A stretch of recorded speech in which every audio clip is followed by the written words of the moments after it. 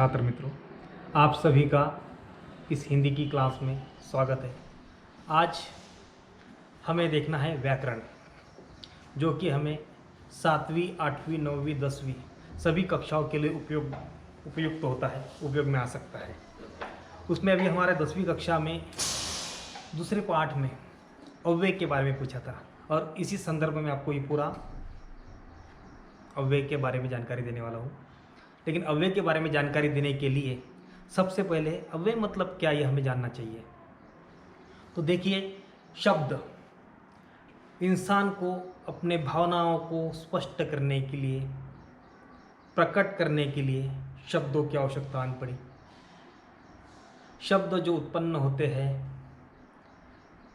तो वो वर्णों से होते हैं। वर्णों के अर्थपूर्ण समूहों को हम शब्द कहते हैं। शब्द की उत्पत्ति के आधार पर भेद होते हैं, जैसे व्युत्पत्ति शब्द, व्युत्पन्न शब्द, उत्पन्न शब्द, रूढ़ शब्द,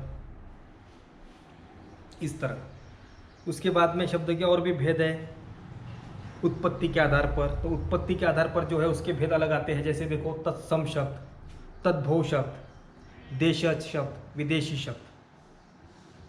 और व्युत्पत्ति मतलब जिसको आप कह सकते हो रचना के आधार पर। रचना के आधार पर रूढ़ शब्द, यौगिक शब्द और योग रूढ़ शब्द। और आज इन सबको हम थोड़ा परे रखते हैं, दूर रखते हैं। हमें देखना है प्रयोग के आधार पर शब्द के भेद। हम प्रयोग जब वाक्यों में करते हैं, जब वाक्य बनाते समय जब उस शब्दों का प्रयोग करते हैं, तो उसके आधार पर हम शब्द के अलग अलग भेद बनाते हैं। वो भेद, उसका विभाजन 2 भागों में होता है।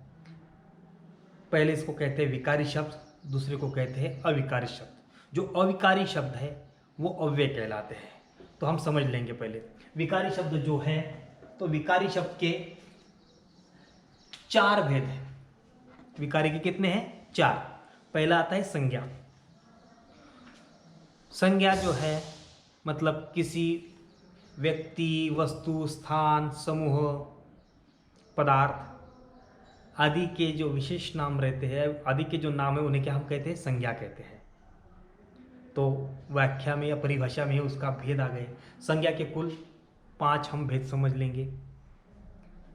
व्यक्तिवाचक संज्ञा, जातिवाचक संज्ञा, समूहवाचक, द्रव्यवाचक, भाववाचक, जिसमें भाव प्रकट होता है, भाववाचक। उसके बाद आता है सर्वनाम।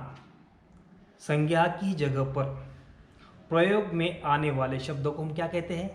सर्वनाम कहते हैं। उसके 6 भेद आते हैं। वो हम किसी और इसमें पूरा देखेंगे, क्योंकि हमें आज सिर्फ अव्यय के बारे में देखना है, इसलिए मैं आपको सिर्फ संक्षिप्त में आपको परिचय दिया है। 6 भेद इसके आते हैं। बाद में आता है विशेषण। विशेषण के भी 4 भेद आते हैं। विशेषण किसे कहेंगे? या संज्ञा या सर्वनाम के बारे में विशेष जानकारी देने वाला जो शब्द है वो क्या कहलाता है? विशेषण कहलाता है। ये हमारी क्या है? विशेषण की परिभाषा है। उसके 4 भेद है, जिसे मैं अपने अगले वीडियो में बताने वाला हूँ। उसके बाद आता है क्रिया। जिस शब्द से कार्य के होने का भाव प्रकट होता है, कार्य होने का पता चलता है, वो क्रिया कहलाती है। इसके भी भेद है, वो हम देखेंगे। लेकिन अभी जो देखना है वो देखना है हमें अविकारी शब्द।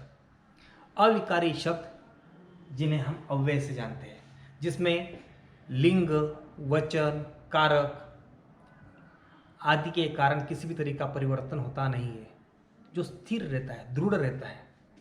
जैसे पर्वत जो है, हिमालय स्थिर है, एक जगह पे है, तो वैसे दृढ़ रहते हैं, मजबूत रहते हैं, एक ही जगह पे टिके रहते हैं, इसलिए वो अव्यय कहलाते हैं।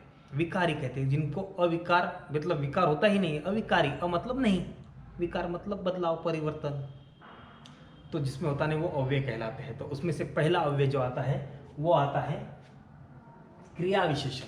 शब्द में ही क्या है? इसका अर्थ छुपा हुआ है। क्रिया मतलब पता है आपको, और उसकी क्रिया के बारे में विशेष जानकारी देने वाला जो शब्द रहता है वो कहलाता है क्रिया विशेषण। एक कहानी सुनो, कैसा है? बिना कहानी के तो बच्चों को आनंद आता नहीं है। देखिए, अगर कहीं दुर्घटना हो गई, होना, लेकिन हो गई, तो हमारे मन में अनेक सवाल उत्पन्न होते हैं। सबसे पहला सवाल आता है, भाई कहाँ हुआ? दुर्घटना हुई है तो कहाँ हुई? कहाँ हुई? बाद में उत्पन्न होता है, कैसे हुई? मोटरसाइकिल ने उड़ाया, ट्रक ने उड़ा दिया। ये होने के बाद कब हुई? रात में हुई, सुबह में हुई, दोपहर में हुई, कब हुई? और उसके बाद में हमारे मन में सवाल उत्पन्न होता है, जिसकी दुर्घटना हुई है वो जीवित है या समा गया है? मतलब परिणाम।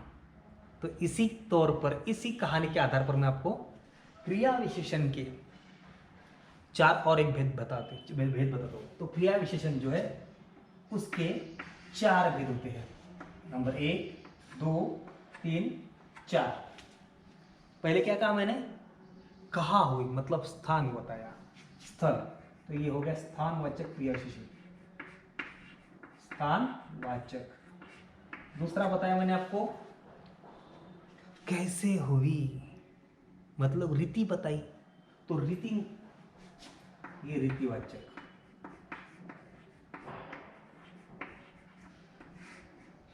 और उसके बाद बताया कब हुई, काल, समय। यहां पर रीति के बाद हम देखेंगे कालवाचक।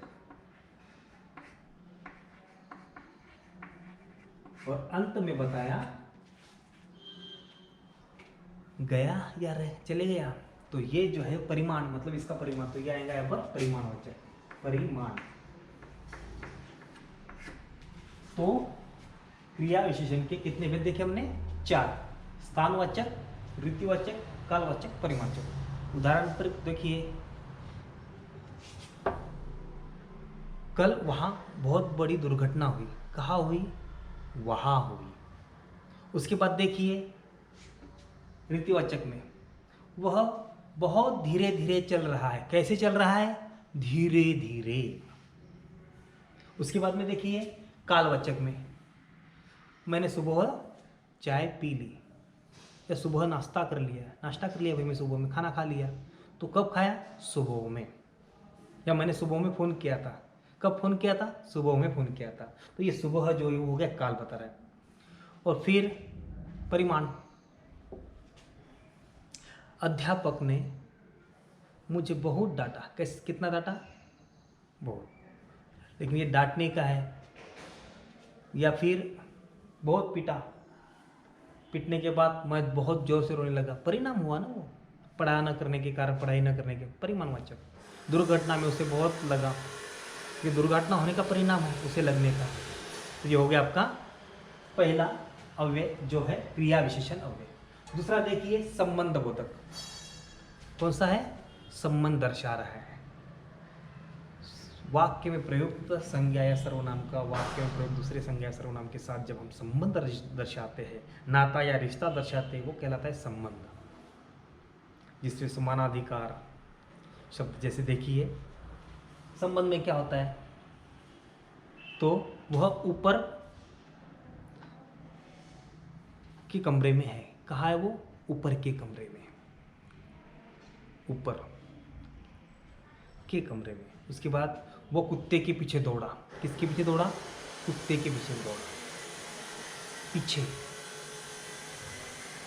दाई ओर देखो। कहाँ देखो? दाई ओर। संबंध बोधक। उसके बाद में उसके पीछे, उसके आगे, के ऊपर, के नीचे, इस तरह के जो शब्द है वो संबंध बोधक कहलाते हैं। बाद में देखिए समुच्चय बोधक। समुच्चय बोधक मतलब क्या? कोई दो शब्द या दो वाक्यों को जोड़ने का काम जो करता है, जो शब्द करता है, वो शब्द कहलाता है समुच्चय बोधक अव्यय। जोड़ने का काम करता है, समुच्चय बोधक अव्यय। अब देखिए, अपने गाने सुनने का शौक तो सभी को लगता है। आपने वो गाना सुना होगा, बहुत पुराना गाना है, शायद सुना होगा। कौन सा गाना है वो? लेकिन, किंतु, परंतु, पंतु। ये गाना जो है, इसमें जो भी शब्दों का उपयोग किया गया है, जिनका भी उपयोग इसमें किया गया है, वो सभी शब्द क्या है? समुच्चय बोधक अव्यय है। जैसे उदाहरण के तौर पर देखिए, लेकिन, मैं आपके घर पर आया था, स्वतंत्र वाक्य है। आप घर पर नहीं थे, यह भी स्वतंत्र वाक्य है। दोनों को जोड़ दिया। मैं आपके घर आया था लेकिन आप घर पर नहीं थे, दोनों को जोड़ दिया लेकिन से, तो ये हो गया समुच्चय। या कभी कभार देखिए, राम बाजार गया, श्याम बाजार गया, तो हम क्या करते हैं, दो अलग अलग वाक्य बोलते हैं क्या, राम बाजार गया, श्याम बाजार गया, तो हम क्या करते हैं, दोनों को जोड़ देते हैं। जैसे राम और श्याम बाजार गए, और या फिर कभी कभी तथा, राम तथा श्याम, और परंतु, पंतु, या कभी कभी परिणाम भी होता है, इसलिए मैंने पढ़ाई नहीं की इसलिए अध्यापक ने मुझे डांटा। मतलब अध्यापक ने डांटा ये अलग सा सेंटेंस है, वाक्य है। मैंने पढ़ाई नहीं की ये अलग से है, दोनों को जोड़ दिया। मैंने पढ़ाई नहीं की इसलिए अध्यापक ने मुझे डांटा, ये इसलिए। तो ये जो है वो आ रही है इसमें समुच्चय बोधक अव्यय। और अंत में मैंने बताया आपको विस्मयादि बोधक अव्यय। विस्मयादि बोधक अव्यय जिसमें हमारे भाव प्रकट होते हैं। जैसे कभी कभार हम किसी चीज़ को देखते हैं और हम एकदम से हमारे मुंह से निकल जाता है अरे रे, बुरा हुआ, अरे रे शब्द। कोई अच्छी सी चीज़ देख लेते हैं और हमें ताज्जुब होता है, आश्चर्य होता है, हम कहते हैं बाप रे, ये बाप रे क्या है, ये भाव प्रकट हो रहे हैं, बाप रे। तो ये बाप रे, जब आप कोई अच्छा काम करते हो तो अध्यापक आपको शाबाशी देते हैं, तो बोलते हैं शाबाश, अच्छा काम किया। तो ये शाबाश जो शब्द है वो क्या है, विस्मयादि बोधक। कभी कभी लड़कियां जो रहती है या लड़के रहते हैं, छी, ये छी शब्द बोलती है, छी शब्द भी इतना सा है लेकिन फिर क्या है वो विस्मय है। छठ, इस तरह के जो शब्द हैं वो आते हैं विस्मयादि बोधक अव्यय। तो बच्चों आपको समझ में आया है अव्यय किस प्रकार है। तो आपको 10वीं कक्षा के